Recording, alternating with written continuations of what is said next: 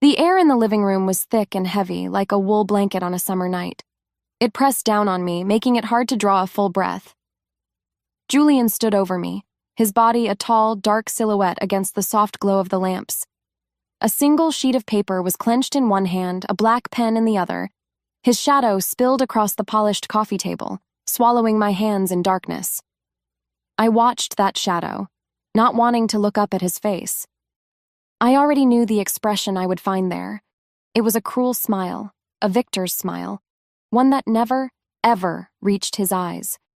His eyes, I knew, would be cold and flat, like little chips of ice.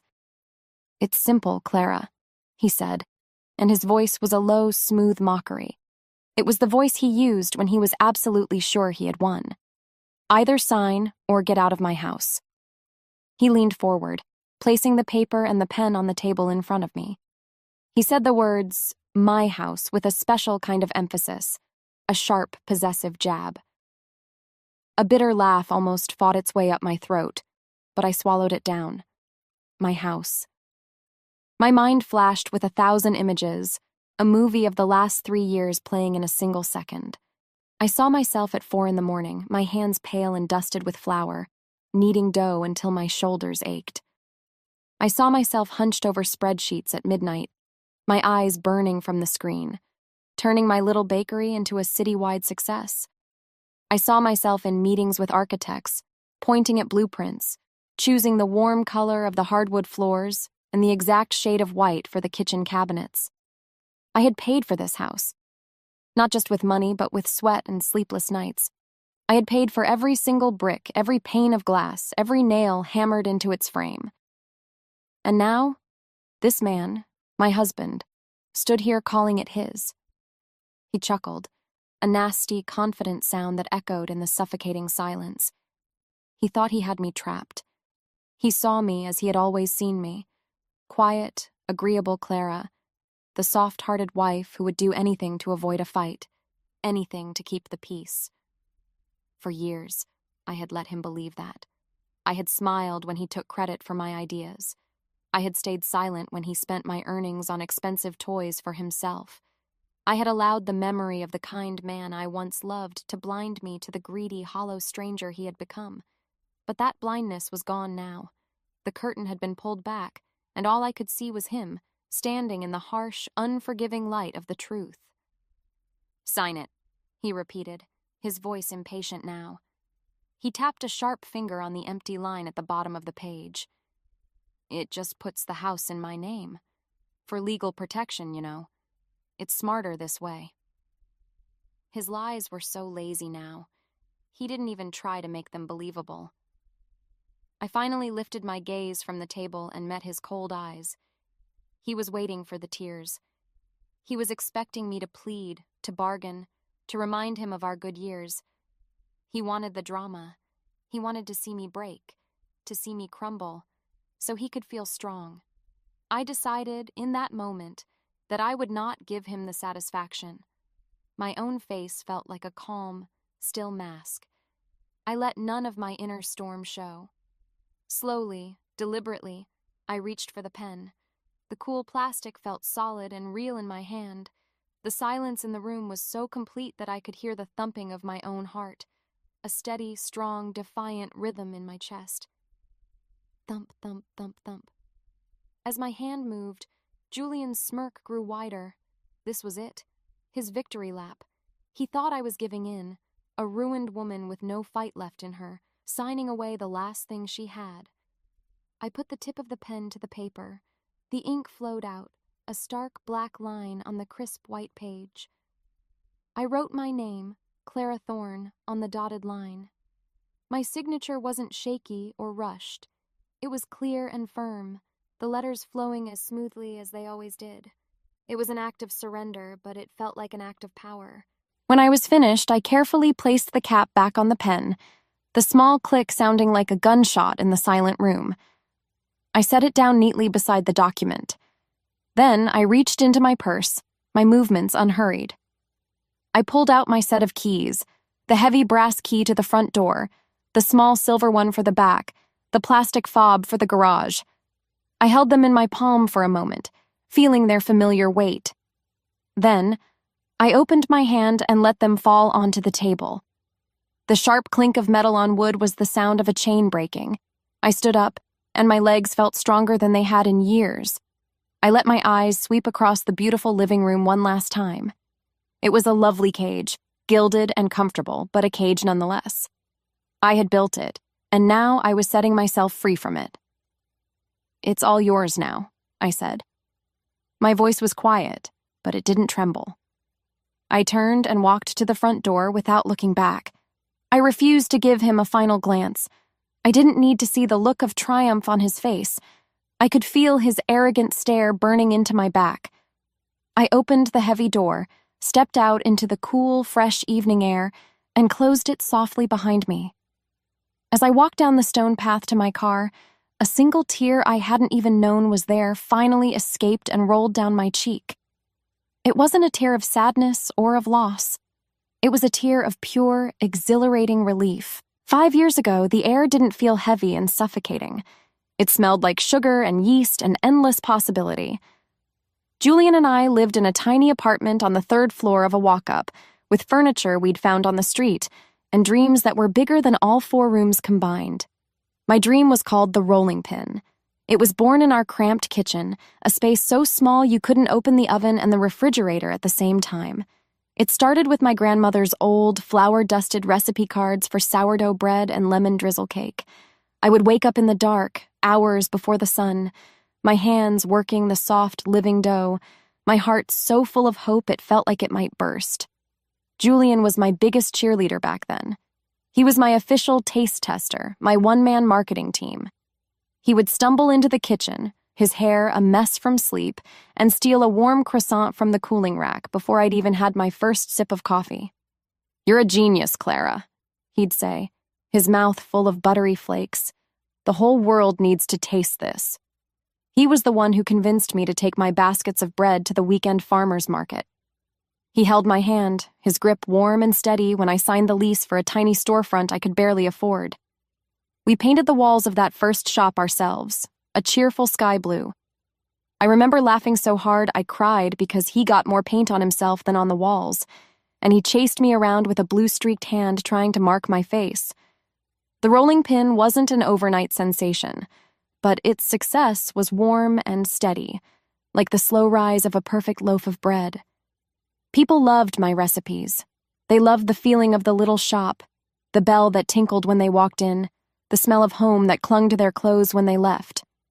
Within 2 years, I had to hire staff. Within 3, lines were forming down the block on Saturday mornings.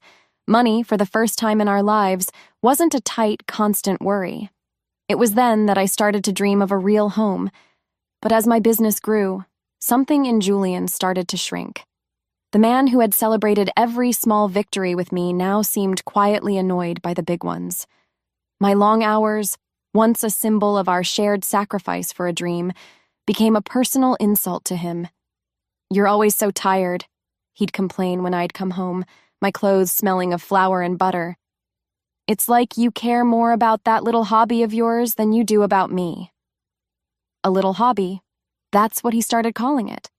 My business, the one that paid for our rent, our bills, his new car, his expensive clothes, was just my little hobby. The first time he said it, it felt like a tiny paper cut. I ignored it, but he kept saying it, and each time the cut got a little deeper. I remember one night with perfect, painful clarity. I had just won a major award, Best Bakery in the state. It was a huge deal. I came home glowing, clutching the beautiful glass trophy in my hands, so excited I felt like I was floating. I couldn't wait to show him, to see the pride on his face that used to be there. I found him in the living room of our new, half-built house, a glass of expensive whiskey, a brand I recognized from the bakery's accounts, in his hand. "Julian, look," I said, my voice bubbling with joy as I held out the award. "We won!" He glanced at it, just for a second. A flicker of something dark and unreadable passed through his eyes, and then he looked away, back at the wall. "That's nice, honey," he said, taking a slow sip of his drink. "Did you remember to pick up my dry cleaning?" The joy drained out of me so fast I felt dizzy. It was like a bucket of ice water had been poured over my head. My biggest professional achievement, and he was asking about his shirts. It was such a small thing, but it was everything. His support had become a performance. When his friends came over to see the new house, he would walk them through the construction site, waving his arm around grandly. "We decided to put the marble countertops in here," he'd say. Or, "I designed this open-concept living space to maximize the natural light." He never said I. He always said we. But we both knew who had spent hours with the architect.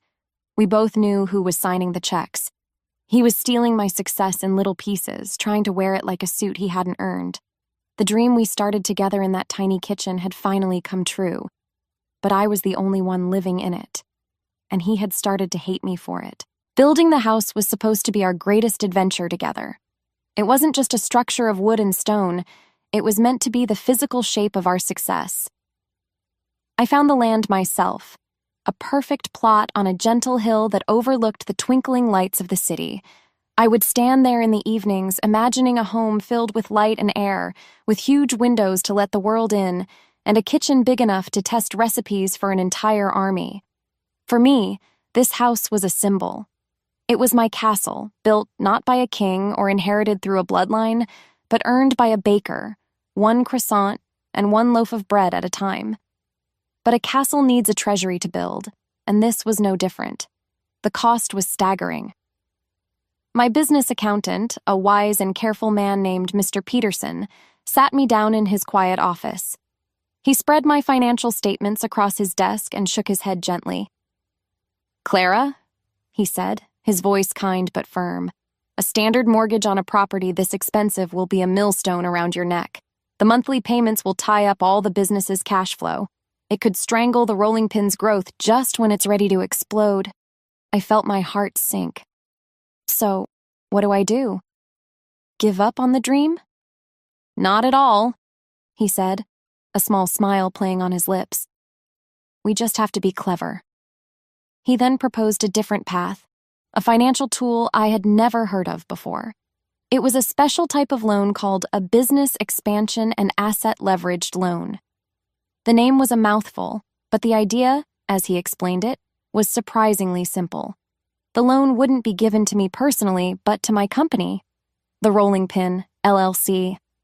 The house itself would be listed not as a personal residence, but as a business asset, like a new fleet of delivery vans or a giant industrial oven. It would be the primary collateral for the massive debt. Mr. Peterson looked at me over the top of his glasses, his expression serious. "This is a powerful tool, Clara, but you must understand the risk. The fate of this house is tied directly to the fate of your business. They are financially linked, and this is the most important part. Whoever holds the deed to the house is also legally responsible for the entire loan." Julian was in that meeting with me. I remember it vividly. While Mr. Peterson was carefully explaining the life-altering financial structure, Julian was slumped in a plush leather chair, scrolling through sports news on his phone. When Mr. Peterson paused, waiting for questions, Julian just waved a hand dismissively without even looking up. Yeah, whatever the bank needs," he mumbled. "Just get us the money so we can start building." He never read a single page of the thick loan agreement I spent 2 full nights studying. He saw the loan as a magic pot of gold, not the heavy chain of responsibility that it was. He didn't care about the details, only the glorious result, a magnificent house to show off to his friends. As the house rose from its foundation, skeletons of wood becoming rooms, Julian's spending grew more and more reckless. He saw the business accounts, now swollen with the loan money, as his personal wallet. A state-of-the-art home theater system with a screen the size of a wall appeared one day. "A housewarming gift to us," he announced proudly. A sleek, silver sports car showed up in the half-finished driveway a week later. "We deserve to enjoy the fruits of your labor," he'd say with a grin, using the word your, only when it suited his narrative. I tried to talk to him, to gently explain that this money wasn't free, that it was a carefully balanced debt that had to be managed. "Don't worry so much, Clara," he'd say, patting my head as if I were a nervous child. "You're great at baking, but leave the big picture money stuff to me. I know what I'm doing." He had no idea what the big picture was. He saw the beautiful walls, the sparkling swimming pool, the 3-car garage. He saw a palace fit for a king. I saw those things too, but I also saw the mountain of debt they were built upon. He thought the house was a symbol of his rising status. He never understood that it was actually a complex financial instrument, a dangerous equation of asset and liability.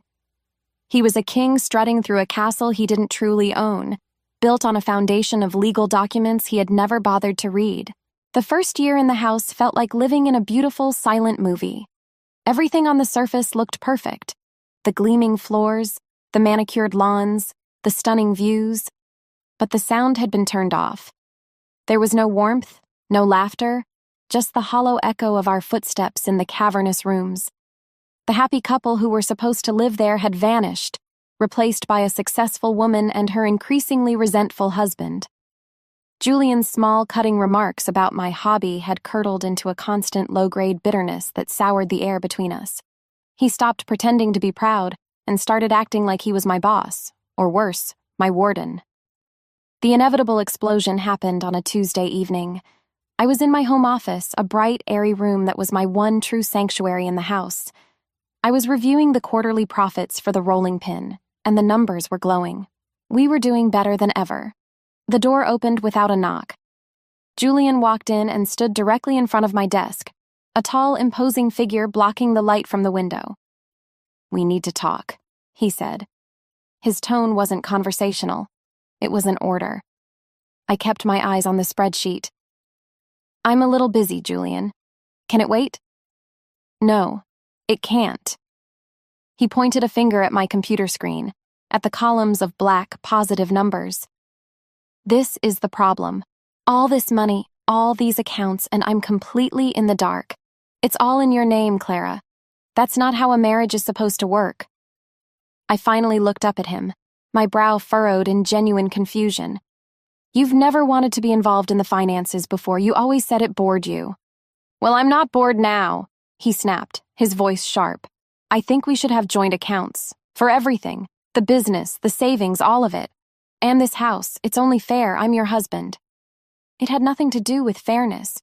It was about control. He saw the power represented by those numbers on my screen, and he wanted it. The house wasn't enough anymore. Now he wanted the engine that had built it. "The business is a limited liability company, Julian," I explained, forcing my voice to stay patient and calm. "Mr. Peterson set it up that way to protect our personal assets. It's separate for a very important legal reason." His face flushed a deep, angry red. "Your accountant. It's always what your accountant says, or what your manager advises. What about what I say? Don't I get a say in our life anymore?" "This is my company," I said, and this time my voice was firmer. The patience had evaporated. "I built it from nothing. Of course you have a say in our life, but you don't have a say in how I run my business." That was the wrong thing to say. He looked at me as if I had physically slapped him. The mask of the concerned husband dissolved, revealing the raw entitlement beneath. "Your business?" he spat, his voice dripping with scorn. "The one that keeps you out until all hours? The one that paid for this house that you're trying to keep all to yourself? I live here too, or have you forgotten that?" From that day forward, the house became his singular obsession. He was like a dog with a bone, circling the topic endlessly. "We need to protect our biggest asset," he would say at dinner. He began to casually, then insistently, suggest that we should put the house deed solely in his name. His excuses were a rotating collection of flimsy lies. One day, it was for tax benefits he'd read about. The next, it was to protect it from any potential business lawsuits. Each new excuse was more transparent than the last, a thin veil over the greedy grab I saw so clearly. I knew exactly what he was doing. I saw it in his eyes every time he looked around the living room, but instead of fighting him, I changed my strategy. I became hesitant, uncertain. "Oh, I don't know, Julian," I'd say, looking confused. "That sounds so complicated. I'd have to talk to Mr. Peterson about all the legal stuff." My feigned reluctance only made him more determined. It fed his ego. In his mind, he was the brilliant strategist, cleverly persuading his simple, naive wife to give up her greatest prize. He had no idea that with every clumsy lie, with every manipulative tactic, he was simply showing me his hand. I was watching. I was listening. And I was quietly starting to make a plan of my own. The small cracks in the walls of our marriage were splitting wide open, revealing a foundation that was rotten to its core. The final weeks of our marriage were a quiet, cold war fought in the beautiful, sunlit rooms of the house. There was no shouting, just a thick, tense silence that felt heavier than any argument. Julian's strategy was one of passive aggression. He would leave legal articles on the kitchen counter, casually open to pages about asset protection and spousal property rights.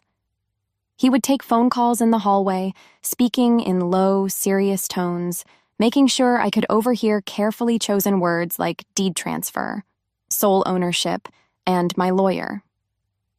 He thought he was a master strategist, a brilliant general slowly tightening a siege around my defenses. In reality, he was just a clumsy child trying to steal a cookie from a jar he couldn't quite reach, making as much noise as possible in the process. He finally got tired of the waiting game. He must have realized his subtle tactics weren't working, so he decided to lay a trap. He hired his own lawyer, a man named Mr. Harrison, to draw up the papers he so desperately wanted. He didn't tell me, of course.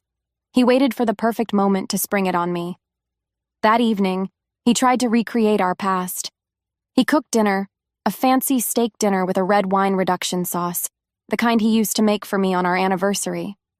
He poured 2 glasses of expensive wine, the bottle one I knew he'd charged to the business account. He lit candles.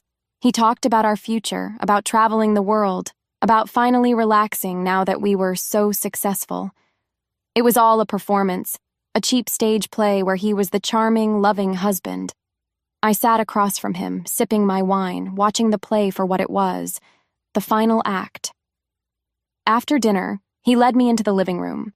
He had lit the fireplace, even though the evening was warm, casting flickering, dancing shadows on the walls. And there, sitting on the center of the polished coffee table, was a thick, official-looking document. "Clara, my love," he began, his voice smooth and oily, a salesman's pitch. "I've had my lawyer draw up some simple paperwork. It's just like we talked about. A simple measure to protect our home, to protect our future together." He gestured for me to sit. I did, but I didn't look at him. I looked at the document. The words at the top were stark and clear. Quitclaim deed. My heart didn't race. It settled into a slow, steady beat. I scanned the dense legal language, the words blurring together until they formed the simple, ugly truth I already knew. It was a complete and total transfer of ownership of the house and the land it sat on, from Clara Thorne to Julian Thorne. I placed the paper back on the table, aligning it perfectly with the edge. "I'm not signing this, Julian." The charming smile on his face didn't just fade, it vanished instantly, as if it had been a mask he'd ripped off. "What did you say?"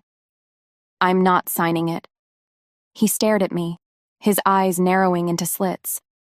The loving husband was gone, replaced by a cold, calculating stranger. "After everything I've done for you?" he hissed.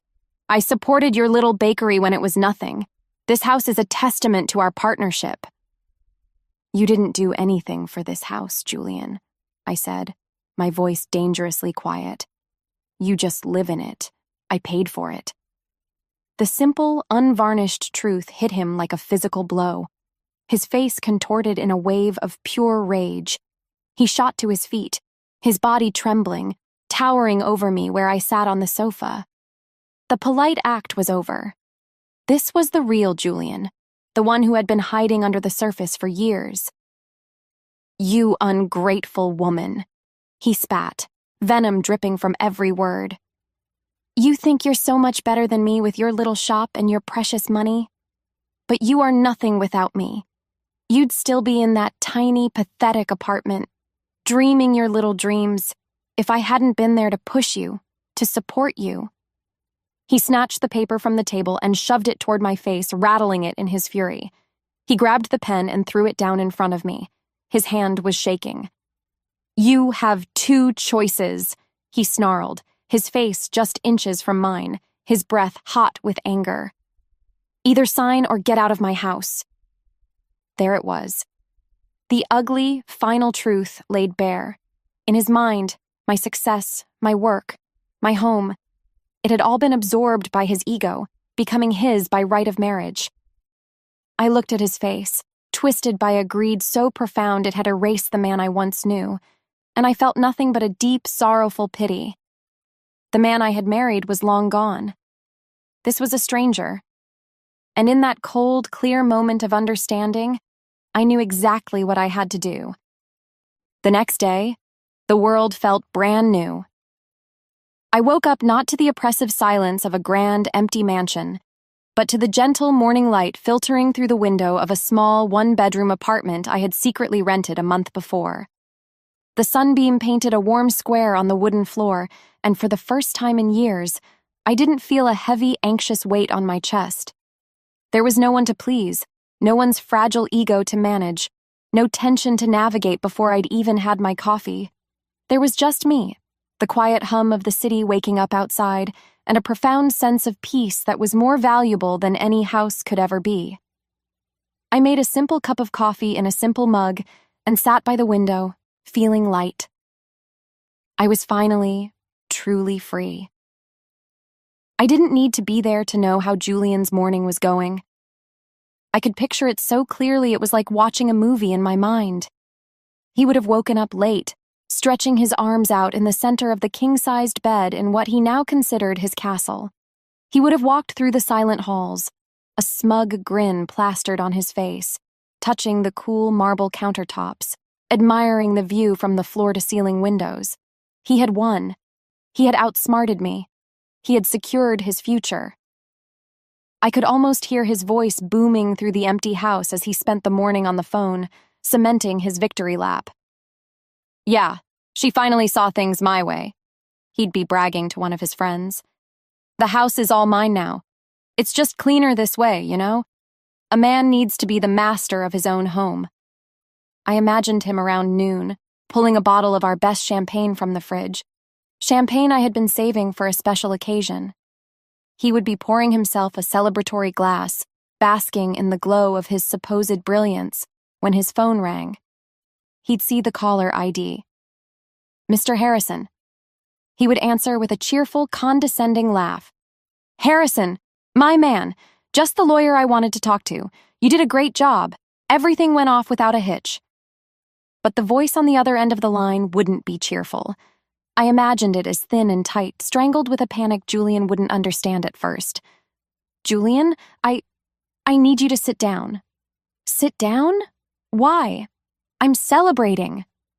Julian would laugh, taking a sip of his champagne. "No, you don't understand," the lawyer's voice would say, rushed and sharp. "I just got back from the county records office. I was filing the new deed and I did a final check on the property's liens and encumbrances, just as a formality." There would be a pause, the sound of papers rustling frantically. "Julian, that house isn't just a house." Julian's smile would falter. "What are you talking about? It's a house. I'm standing in it." "No, I mean financially." Mr. Harrison's voice would be getting louder, higher pitched with rising horror. "The property is the sole collateral for a massive business development loan. It's a high-risk, high-interest loan under the name of the Rolling Pin LLC. The paperwork you had your wife sign, the quitclaim deed, it transfers the property's title completely. But a title doesn't travel alone. It travels with all of its financial attachments, all of its debt." I could see the color draining from Julian's face, the cold dread creeping up his spine. What debt? Clara paid for the house?" "She didn't pay for it, Julian. The business did. With a loan. And the document you had her sign legally transfers the asset, the house, from the business to you, an individual. In doing so, you have also legally assumed the entirety of the colossal debt attached to it." The champagne glass would suddenly feel impossibly heavy in Julian's hand. How much debt? He would whisper, his voice barely audible. There would be a sick, dead silence on the other end of the line. Then Mr. Harrison's voice, full of disbelief and pure, unadulterated horror, would deliver the final, devastating blow. Julian, the loan is for more than the house is even worth. You didn't just get the house, you took the chain that was attached to it. By signing that paper, you didn't ruin her. Do you realize you just destroyed yourself? The world Julian had tried to steal for himself collapsed with a speed that was almost silent. I didn't see it happen, but I knew it would. The first domino, I later learned, was a thick, formal letter from the bank. It arrived in an expensive-looking envelope, congratulating him on his new ownership of the property and politely informing him that the first monthly loan payment under his name was due at the end of the month. I can picture him opening it, a triumphant smirk on his face, only to have his eyes scan down to the number at the bottom of the page. I know he would have had to read it 3 times before his brain could even process it. The payment was an astronomical sum, more than 3 times the monthly salary from the marketing job he was so proud of. His first call would have been to Mr. Harrison, his voice a frantic scream of threats and blame. But the lawyer's response, I imagine, would have been tired and defeated. There is nothing I can do, Julian. The document is legally perfect. You wanted the house. You got the house along with everything attached to it. It's a legal and binding transfer. His next call would have been to the bank, where he would have tried to explain that it was all a terrible mistake, a misunderstanding. But the woman on the phone, polite but firm, would have told him what I already knew. The ownership and the liability had been legally transferred. The payments were his responsibility now. Desperate, he put the house on the market. He listed it for a ridiculously high price, hoping for a miracle. But the real estate agent he hired delivered the brutal truth. The housing market was down, and with the enormous lien against the property, a public record for any potential buyer to see, no one would touch it. The debt was far greater than the value. The house was, in financial terms, completely underwater. The house he saw as his kingdom had become his prison. I can see him, wandering through those beautiful, spacious rooms that now felt mocking and empty. The high ceilings that once felt grand would now seem to press down on him. Every gleaming countertop and polished floorboard would be a reminder of the crushing weight of his mistake. He was being buried alive by the very bricks he was so proud to own. Meanwhile, my life was getting lighter. The massive business loan, which had been a constant source of stress and a check on my ambitions, was gone. It was like a giant anchor had been cut loose from my company. The capital that had been tied up as collateral for the house was now free. I met with Mr. Peterson. He looked over my new debt-free business financials, a slow, wide smile spreading across his face. "Well, Clara," he said, his eyes twinkling over his glasses, "it seems you're in a perfect position for that expansion you've been dreaming of." 2 months later, while Julian was desperately trying to sell his designer furniture online to make a single loan payment, I was signing the leases for 2 new locations for the Rolling Pin, one in the busy downtown financial district and another in the wealthy suburbs. My business was about to double in size. My dream was growing bigger and stronger than ever, nourished by the freedom he had accidentally given me. The final notice arrived at the mansion on a rainy Tuesday. It was a foreclosure letter. The bank was officially taking the house. I imagined Julian standing in the grand entryway, the letter trembling in his hand, rain streaking down the tall windows like tears. He was a king with no castle and no kingdom, a man ruined by his own reflection. On that same rainy Tuesday, I was standing across the street from my new downtown bakery. A small team was carefully hanging a large, cheerful sign above the door, its bright blue letters a beacon in the gloomy weather. It read, "The Rolling Pin, Grand Opening." He had tried to take my house, but in the end I had walked away with my entire life, and I had never once looked back.